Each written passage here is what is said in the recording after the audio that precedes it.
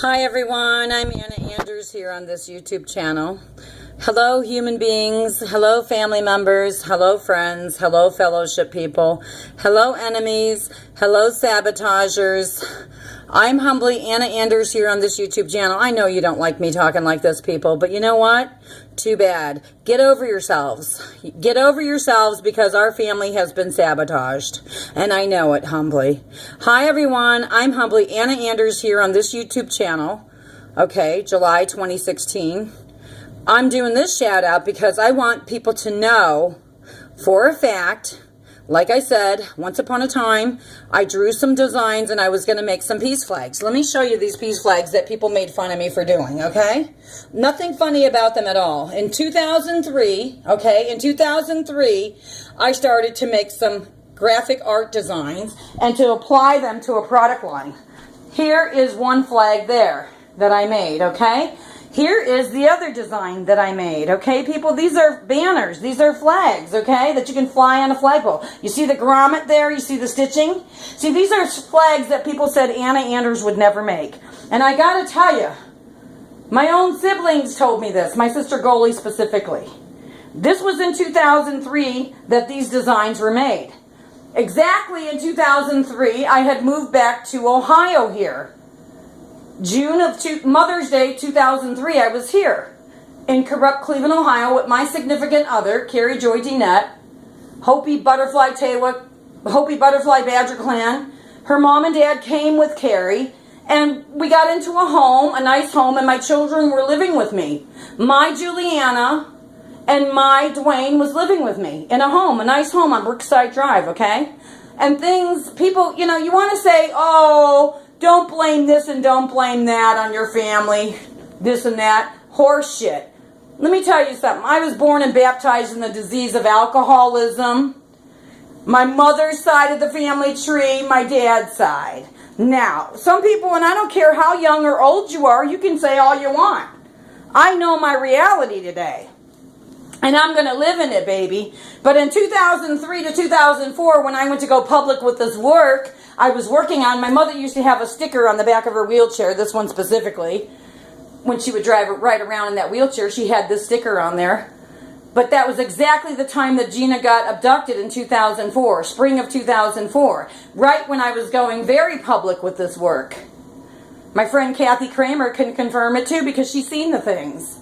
But when you have a family member that is abducted, you don't think about making peace flags. You know what you think about? That family member that's missing. You throw the idea of making peace flags in the backseat of your motherfucking life.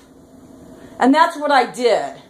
I did my best, and sometimes my best is my very worst. So that's what happened.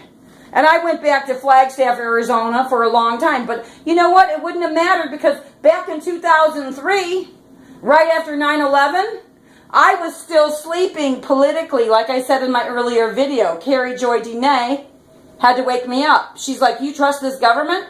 My other half said, you trust this government? She's Native American. And I said, yeah, why not? She goes, no. And she showed me, she taught me some things.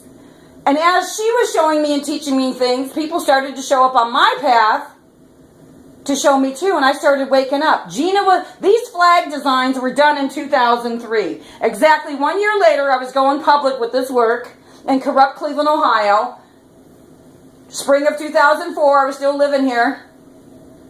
And I gotta tell you what, folks, Gina was abducted. On her way home from school, two white boys, Eric and Brian Poindexter, was driving directly behind that car. And they got Ariel Castro's plate number and turned it in to the authorities within 48 hours of Gina's abduction. Now, people, you want to act like that ain't true? That's horseshit, because it is true, and I know it is. But it took me almost 10 years to wake up politically and emotionally and spiritually.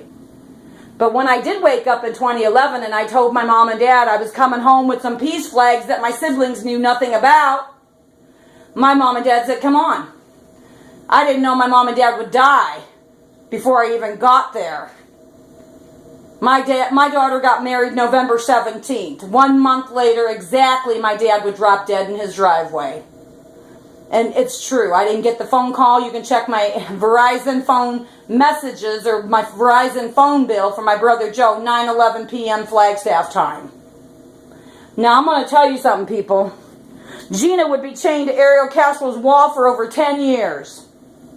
I came home in 2011 and 2012. I came home with those peace flags. I came to my parents' funerals. Specifically, my mother's funeral. These flags were there. People still laughing and snickering at Anna. After I got done taking these peace flags to Ground Zero and I gave them away, I didn't take no money from nobody, and I buried my sacred parents' ashes, God and Anna, nobody else, and I didn't need anybody else because I figured at that point, ain't nobody got my back anyways. It was a mom and dad thing anyways between Anna, them having me. Thank you, Mom and Dad. I love you so much. But I'm going to tell you guys something. After I went to Ground Zero and came back home to corrupt Cleveland, Ohio, I went to my cousin Nancy.